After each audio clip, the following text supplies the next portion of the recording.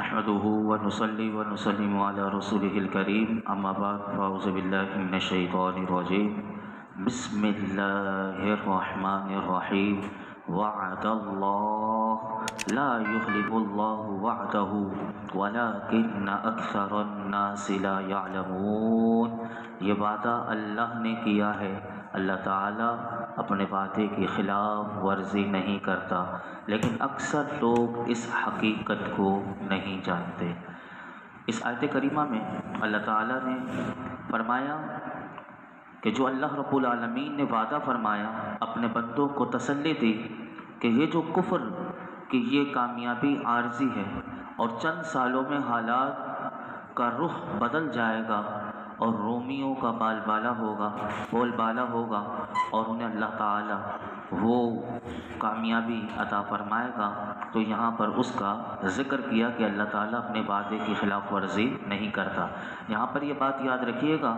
کہ وعدہ خلافی ہمیں بھی نہیں کرنی چاہیے، کہ ہم اگر کسی سے وعدہ کریں تو یہ وعدہ خلافی عیب ہے۔ جو شخص وعدہ خلافی کرتا ہے وہ اپنی بے بسی اور کمزوری کا اعتراف کرتا ہے کہ اس کے اندر وعدہ کو نبھانے کا وہ جو وعدے کو یعنی ایفا تو کرنا چاہتا تھا، لیکن اپنی بے بسی اور کمزوری کے باعث وہ وعدے کو نبھا نہ سکا۔ ایک بات یہ، اور دوسری بات یہ کہ وعدہ خلافی کرنے والے کے باطن کا پتہ چلتا ہے کہ اس کے اندر وہ خباثت تھی، اور اس کی خباثت باطن کی یہ دلیل ہے کہ اس نے جو وعدہ کیا ہے وہ اس کو پورا ہی کرنا نہیں چاہتا تھا۔ یہ بھی اس بات کی دلیل ہوتی ہے۔ اور یاد رکھیے گا کہ اسی طرح تیسری بات یہ لکھی گئی کہ وعدہ خلافی کرنے والا وہ دوسروں کو دھوکہ اور فریب دینے کے لیے وعدہ کرتا ہے، اور یہ سب عیب ہیں۔ اور یاد رکھیے گا کہ اللہ رب العالمین کی ذات جو ہے وہ تمام عیوب سے مبرہ اور منزہ ہے۔ اسی لیے اللہ نے فرمایا کہ یہ جو وعدہ جو اللہ نے کیا ہے، اللہ تعالیٰ اپنے وعدے کی خلاف ورزی نہیں کرتا، لیکن اکثر لوگ اس حقیقت کو نہیں جانتے۔ آگے ارشاد فرمایا یعلمون ظاہرا من الحیات الدنیا وہم عن الآخرۃ ہم غافلون۔ وہ جانتے ہیں دنیاوی زندگی کے ظاہری پہلو کو، اور وہ آخرت سے بالکل غافل ہیں۔ اس آیت کریمہ میں کی دو معنی ہیں۔ پہلا معنی یہ کیا گیا کہ ظاہری حالات تو اس وقت ایسے تھے کہ رومیوں کی کامیابی کا قطعاً کوئی امکان نہ تھا، اور صرف ظاہری احوال پر نظر رکھنے والے کبھی بھی یہ باور نہیں کروا سکتے تھے کہ تباہ حال رومی وہ ان کے سامنے قہر و جبروت کا پیکر خسرو پرویز تھا، اور اس کو رومیوں نے ناک چنے چبوا دیے تھے، اور اس خسرو کے سر غرور میں اس کو جو اس کے غرور کو توڑنے والا تھا وہ اس کا اپنا بیٹا تھا۔ خسرو پرویز کا بیٹے نے اس کے باپ کا سر قلم کیا تھا، اور فرمایا اس لیے وہ لوگ اللہ تعالیٰ ان لوگوں کا ذکر اس قرآن حکیم میں کرتا ہے کہ کفار مکہ اور رومی جو لوگ تھے وہ جو کفار مکہ تھے وہ قرآن کی اس پیش گوئی کو تسلیم کرنے کے لیے بالکل قطعاً تیار نہیں تھے، لیکن اللہ تعالیٰ نے جس نے سبب اور مسبب کو جو پیدا کرنے والا، علت اور معلول کا جو آپس میں ایک رشتہ ہے اور مستحکم رشتہ ہے، تو بتایا کہ وہ ان تمام چیزوں کو پیدا کرنے والا بھی ہے اور ان کے اثر کو ختم کرنے والا بھی ہے۔ تو فرمایا کہ مکے کے بڑے دانشور لوگ اور معاملہ فہم سرداران قریش بھی یہ نہ سمجھ سکے اس معاملے کو جو اللہ نے قرآن میں بیان کیا تھا کہ رومی غلبہ پائیں گے۔ تو فرمایا اس وقت اگر کسی نے سمجھا تھا تو وہ صدیق اکبر رضی اللہ تعالیٰ عنہ کا، جن کو حضور سے نور ملا تھا اور ان کا وہ نور فراست نے دیکھ لیا تھا، اور ان کے دل نے بھی اس بات کو تسلیم کر لیا تھا۔ دوسرا اس آیت کا معنی یہ مفہوم بیان کیا گیا کہ وہ لوگ کہ جن کا آنے والی زندگی پر ایمان نہیں، وہ اس دنیاوی زندگی کو پرلطف اور باوقار بنانے کے لیے ہر وقت مصروف رہتے ہیں۔ یعنی یہ ہمارے لیے بھی اس میں پیغام ہے کہ جن کا قیامت پر یقین نہیں، جو قبر و حشر کو نہیں مانتے، تو وہ کیا کرتے ہیں کہ فرمایا کہ اسی دنیاوی زندگی کو پر لطف بنانے کے لیے ہم وقت مصروف رہتے ہیں، اور اس معاملے میں فرمایا ان کی فہم و فراست کو دیکھ کر، یعنی دنیاوی جو معاملات ہیں تو دوسرا انسان جب دیکھتا ہے تو فرمایا وہ عش کر اٹھتا ہے. جیسے کہ مثال کے طور پر تجارت میں دیکھیں، وہ کسی بھی فن میں دیکھیں، اسی طرح زراعت میں، دیگر دنیاوی امور میں فرمایا ان دنیاوی لوگوں کی اور ان کی جدت ترازیاں اور ندرت آفرینیاں لوگوں کو حیران کر دیتی ہیں. اور لیکن فرمایا یہی لوگ عقل و دانش والے لوگ جو کہلاتے ہیں دنیا میں، لیکن اپنی عاقبت سنوارنے کی طرف متوجہ نہیں ہوتے، اور ایسی نیکیاں کرنے کا ان کے دل میں شوق پیدا نہیں ہوتا کہ جو بالکل آسان بھی ہیں. فرمایا اس معاملے میں ان کی کوتاہیوں پر چپ پڑتی ہے تو ان کی نادانی اور حماقت پر ہنسی آ جاتی ہے. اسی لیے اللہ تعالیٰ نے فرمایا وہ جانتے ہیں دنیاوی زندگی کے ظاہری پہلو کو، یعنی جو دنیا دار ہے وہ دنیا کے ظاہری پہلو کو بالکل اچھی طریقے سے سمجھتا ہے، لیکن وہ آخرت سے بالکل غافل ہے. اس میں ہمارے لیے بھی بہت بڑا پیغام ہے کہ ہم بھی اپنی موت، اپنی قبر، اپنی حشر کے معاملات کے بارے میں ہماری اکثریت بھی مسلمانوں کی ایسی نظر آتی ہے کہ وہ غور کرتے ہوئے نظر نہیں آتی. عقائد، عبادات اور معاملات جن چیزوں کا سیکھنا عبادت ہے اور جن کا سیکھنا فرض بھی ہے، لیکن اس کی معلومات ہمارے بڑے بڑے ڈاکٹروں کو، بڑے بڑے انجینئر، بڑے بڑے دنیا کے ماہر فن رکھنے والے، لیکن جب دیکھا جاتا ہے تو عقائد ہوں، عبادات ہوں، معاملات میں تو وہ بالکل آخرت سے غافل نظر آتے ہیں. اور اگر ہم بھی ایسے ہی ہیں تو ہمارے لیے بھی اس آیت میں بہت بڑا پیغام ہے کہ ہم اپنی آخرت سے غافل نہ ہوں، آخرت کے لیے تیاری ہم وقت رکھیں. دنیا عارضی ہے اور ایک نہ ایک دن یہاں سے کوچ کر جانا ہے. آگے اللہ تعالیٰ نے پھر غور و فکر کی دعوت دی. سنیے کیا کہا. فرمایا اولم یتفکروا فی انفسہم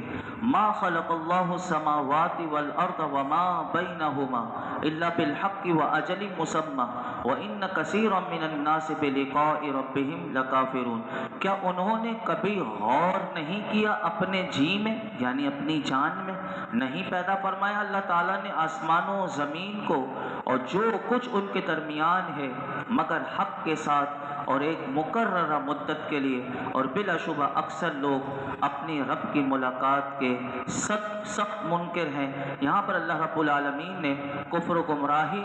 کی اندھیری رات میں فکر و تدبر کا وہ چراغ روشن کرنے کی ترغیب اس آیت میں دی ہے. فرمایا اپنے جسم کی ظاہری ساخت، اس کے ظاہری اور باطنی جتنے بھی اعضاء اللہ نے اس باڈی میں بنائے ہیں، فرمایا اس میں غور و فکر کرو. انسان کو غور و فکر کی دعوت دی گئی. فرمایا اسی طرح اپنی باڈی سے نکل کر پھر نکلو آسمان کی بلندی کو، زمین کی پستی پر نگاہ ڈالو اور عبرت والی نگاہ ڈالو، اور ہر چیز گواہی دے رہی ہے کہ ان کو پیدا کرنے والا، ان کو مختلف خوبیوں اور خصوصیتوں سے وہ مالا مال متصف کرنے والا وہ قادر رب ہے، وہ حکیم بھی ہے اور وہ علیم بھی ہے. اس غور و فکر سے فرمایا کہ کفر کے گھٹا توڑ اندھیرے جو ہیں وہ کافور ہو جائیں گے، اور حق و صداقت کا جو اجالا ہے ان کی زندگی کے سارے شعبوں کو منور کر دے گا. یعنی اگر کافر نہیں مانتے اللہ کو تو فرمایا ان چیزوں میں غور کر لے تو انہیں حق و صداقت کا نور ان کی زندگیوں کو وہ نور کر دے گا. لیکن فرمایا مصیبت تو یہ ہے کہ اکثر لوگ اللہ رب العالمین کی آیات الہی میں غور و تدبر کی زحمت گوارا نہیں کرتے اور ساری عمر جو ہیں وہ بھٹکتے رہتے ہیں. آگے ارشاد فرمایا اولم یسیروا فی الارض فینظروا کیف کان عاقبۃ الذین من قبلہم کانوا اشد منہم قوۃ واثاروا الارض وعمروها اکثر مما عمروها وجاءتهم رسلهم بالبینات فما كان الله ليظلمهم ولكن كانوا انفسهم يظلمون. کیا انہوں نے سیر و سیاحت نہیں کی زمین میں تاکہ وہ دیکھتے کہ کیسا انجام ہوا ان لوگوں کا جو ان سے پہلے تھے؟ وہ زیادہ تھے ان سے قوت میں اور انہوں نے خوب ہل چلائے زمین میں اور انہوں نے اسے آباد کیا اس سے زیادہ جتنا انہوں نے اسے آباد کیا، اور آئے ان کے پاس ان کے رسول روشن نشانیاں لے کر، پس نہ تھی اللہ کی یہ شان کہ وہ ان پر ظلم کرتا، بلکہ وہ خود ہی اپنے آپ پر ظلم کرتے رہے۔ یہاں پر اللہ رب العالمین نے ارشاد فرمایا کہ غور و تدبر کی جو صلاحیت ہے وہ ہر شخص میں یکساں نہیں ہوتی۔ فرمایا جسے یہ صلاحیت دی جاتی ہے تو فرمایا ان میں سے بھی بہت کم جو ہیں وہ اس سے قرآن حکیم سے، اللہ کی آیات سے فرمایا کہ وہ استفادہ کرنے کی زحمت گوارا کرتے ہیں۔ فرمایا کہ لیکن گزری ہوئی قوموں کے اجڑے ہوئے محلات اور جو قلعے ہیں ان کے خنجرات ہر ملک میں بکثرت موجود ہیں، ہر آنکھ ان کا مشاہدہ کرتی ہے۔ اس لیے اللہ تعالیٰ نے اب کافروں کو بھی اور ہمارے لیے بھی کہ آخرت کی طرف ہماری توجہ کیسے ہو، تو دنیا کی یعنی دنیا فانی ہے اور دنیا کی حقیقت اور فرمایا برے کاموں کے ہولناک نتائج جو ہیں ان سے باخبر کرتے ہوئے اللہ تعالیٰ نے کفار مکہ کو بھی اور ہم سب کو بھی اس قرآن حکیم کی اس آیت میں دعوت دی کہ تم ان کی طرف دیکھو، یعنی تمہارا جو تجارتی کارواں ہے، تم مشرق و مغرب کا سفر کرتے ہو اور راستے میں تم نے کئی اجڑی ہوئی بستیاں دیکھی ہیں، کئی ویران محلات، کئی شکست کا قلعے تم نے دیکھے ہوں گے۔ کسی دن ان کے پاس کھڑے ہو کر ان سے پوچھنا، کیا پوچھنا؟ یہ پوچھنا کہ بتاؤ تمہارے بنانے والے تمہاری تزئین اور آرائشگی پر پانی کی طرح پیسہ بہانے والے اور یوں تمہیں سونا چھوڑ کر کیوں چلے گئے اور کہاں چلے گئے؟ اور فرمایا آج تمہارے شبستانوں میں یعنی تمہارے محلات میں وہ کیوں چراغ نہیں جلتے؟ آج تمہارے گلستانوں میں جو باغ تم نے سجایا تھا بڑی محنت سے، تو بتاؤ وہاں پھول کیوں نہیں کھلتے؟ جہاں زندگی اپنی ساری زیبائشوں کے ساتھ محو رقص رہا کرتی تھی، آج بتاؤ وہاں خاک کیوں اڑ رہی ہے؟ وہ تمہیں بتائیں گے کہ ہمارے بنانے والے جو تھے وہ رب کی یاد سے غافل ہو گئے تھے۔ یعنی کہا یہ دیکھیے قرآن کا انداز ہے کہ کبھی وہاں کھڑے ہو کر سوچنا اور وہ تمہیں بتائیں گے کہ تم وہ کیوں کہاں چلے گئے، تو وہ یہ جواب دیں گے کہ ہمارے بنانے والے جو تھے وہ اپنے رب کی یاد سے غافل ہو گئے تھے، انہوں نے گناہ اور بدی کا راستہ اختیار کیا تھا، وہ غریبوں پر ظلم ڈھاتے تھے، وہ حقداروں کا حق چھین کر صرف اپنی زندگی کی عیش و نشاط کی بزمیں سجاتے تھے اور اپنے خالق کے وہ منکر ہو گئے تھے، اور قیامت کے دن پر ان کا ایمان نہ رہا تھا، اور مقافات عمل کا جو اٹل قانون ہے اس سے وہ غافل ہو گئے تھے، اور انہوں نے ظلم اور گناہ کی حد کر دی تھی۔ جب انہوں نے گناہ اور ظلم کی حد کر دی تھی تو انہی کے گناہ، انہی کے مظالم، انہی کے فسق و فجور اور انہی کے کرتوت ان پر وہی عذاب قہر کی بجلی بن کر ان پر برسے، اور انہیں بھی اور ان کے جتنے خنجرات وہ محلات جو ہیں اور ویران جو محلات جو آج تمہیں نظر آ رہے ہیں وہ کبھی آباد تھے، لیکن ان کے سارے سامان تعیش کو انہوں نے خاک کے سیاہ بن کر رکھ دیا، ان کی جو جاہ و حشمت دنیا میں تھی وہ افسانہ بن کر رہ گئی، اور یہ شکستہ دیواریں اور اجڑی ہوئی بستیاں صرف ان کی تباہی اور بربادی کی داستان سنانے کے لیے باقی رہ گئی ہیں، اور اپنے پاس سے گزرنے والوں کو یہ اپنی زبان حال سے نصیحت کر رہی ہیں، اے لوگوں یاد رکھنا کبھی بھی اپنی قوت پر، اپنی طاقت پر، اپنی صحت اور جوانی پر، اپنے وسائل کی کثرت پر اور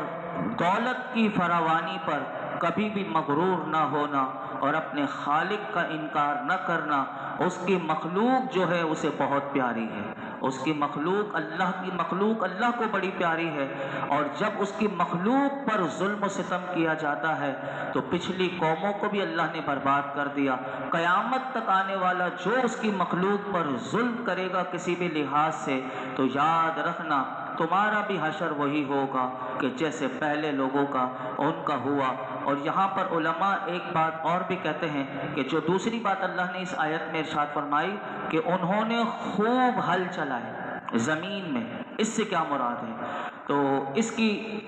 تشریح کرتے ہوئے بڑی تحقیق علماء نے کی اس لفظ میں اثار الارض، کہ انہوں نے خوب ہل چلائے زمین میں۔ اس کو میں آسان کرتا ہوا صرف مفہوم اس کا آپ کے سامنے عرض کرتا ہوں کہ علماء کہتے ہیں کہ فرمایا کہ وہ برباد شدہ جو قومیں تھیں کہ جن کے خنڈرات تمہیں درس عبرت دے رہے ہیں، وہ یاد رکھنا وہ قوت و طاقت میں اور زرعی مہارت میں، یعنی جو کاشتکاری جو ہے، اور اسی طرح صنعتی قابلیت میں تم سے کہیں زیادہ تھے۔ انہوں نے پہاڑوں کے جگر چیر کر معدنیات کے چھپے ہوئے خزانے نکالے تھے، انہوں نے زمینوں کو کھود کر کنویں بنائے، فرمایا انہوں نے نہریں بنائی، بند باندھے اور بنجر زمینوں میں ہل چلا کر انہیں زراعت کے قابل بنا دیا۔ ان کی عقل مندی، ان کی ہنر مندی کے باعث وہاں سرسب خیت لہرانے لگے، جگہ جگہ شہر گاؤں آباد ہو گئے۔ لیکن یہ ساری مہارتیں، قابلیتیں، یعنی اتنی مہارت، اتنی قابلیت ان لوگوں کے اندر تھی، تو فرمایا کہ انہیں ان کے جرم کی پاداش سے نہ بچا سکیں۔ جب ان کی سرکشیاں حد سے بڑھ گئی تو پھر اللہ تعالیٰ کا ایک قانون ہے کہ جیسا کرو گے ویسا بھرو گے، کہ مکافات عمل کا قانون وہ ان پر اپلائی ہوا اور وہ سیلاب بن کر ان پر آیا اور ان کو انہی لوگوں کو تنکوں کی طرح بہا کر لے گیا۔ اے کفار مکہ، اگر تم بھی اس روش سے باز نہ آئے تو تمہارا انجام بھی یہی ہوگا۔ آخری آیت سن لیجئے، فرمایا ثم کان عاقبۃ الذین اساءوا السوء ان کذبوا بآیات اللہ وکانوا بها یستہزئون۔ آخر کار ان کا انجام جنہوں نے برائی کی تھی بہت برا ہوا، کیونکہ انہوں نے جھٹلایا اللہ کی آیتوں کو اور وہ اس کے ساتھ مذاق کیا کرتے تھے۔ یعنی آیت کا مفہوم یہ ہے کہ جن لوگوں نے اللہ کی آیتوں کی تکذیب کی، اس کا مذاق اڑایا، ان کی بدعمالیوں کے باعث انہیں ہولناک انجام سے دوچار ہونا پڑا۔ اس میں ہمارے لیے بھی یہی پیغام ہے کہ بدعمالیاں انسان کو تباہ و برباد کر دیتی ہیں، اسی لیے انسان اللہ رب العالمین سے ہمیشہ عافیت مانگے اور یہ دعا کرتا رہے کہ ہماری ذات سے کسی پر ظلم نہ ہو اور ہماری ذات سے کسی کو تکلیف نہ پہنچے۔ اسی لیے مسلمان کی جو تعریف میرے آقا نے کی، المسلم من سلم المسلمون من لسانہ و یدہ، کہ مسلمان وہ مسلمان ہے کہ جس سے دوسرا مسلمان اس کے ہاتھ پاؤں سے، یعنی ہر لحاظ سے وہ تکلیف سے، اس کی زبان سے، اس کے ہاتھ سے دوسرا مسلمان محفوظ رہا، تو حقیقت میں اس نے اپنے آپ کو مسلمان کہلانے کے وہ قابل ہے۔ جب زبان اور ہاتھ دوسرے مسلمان کے لیے وہ بچے نہ رہیں تو گویا کہ ہم نے مسلمان کی تعریف کو ہی نہ سمجھا۔ اور یہی قرآن کی ان آیات میں یہی بار بار پیغام دیا جا رہا ہے کہ جن لوگوں نے بھی دولت کے بلبوتے پر، قوت کے بلبوتے پر، طاقت کے بلبوتے پر، منصب عہدے کے بلبوتے پر کسی کے ساتھ بھی کسی لحاظ سے بھی ظلم کیا، وہ بچے نہیں، ان کے ساتھ وہی ہوا جو انہوں نے دوسروں کے ساتھ کیا تھا۔ اللہ رب العالمین ہمیں ہمیشہ دوسروں کے لیے اچھا سوچنے، دوسروں کے ساتھ بھلائی کرنے کی توفیق عطا فرمائے، خیر عطا فرمائے، خیر کی کثرت دے دے اور خیر کو تقسیم کرنے والا ہمیں بنا دے۔ الحمدللہ رب العالمین والصلاۃ والسلام علی سید الانبیاء والمرسلین وعلی آلہ واصحابہ اجمعین۔ یا اللہ پاک جو کچھ سنا سنایا اس میں کوئی غلطی کوتاہی معاف فرما۔ یا رب العالمین ہمیں ہر قسم کی وعدہ خلافی سے محفوظ فرما، ہر قسم کے گناہ سے بچنے کی توفیق عطا فرما۔ آج تک ہم سے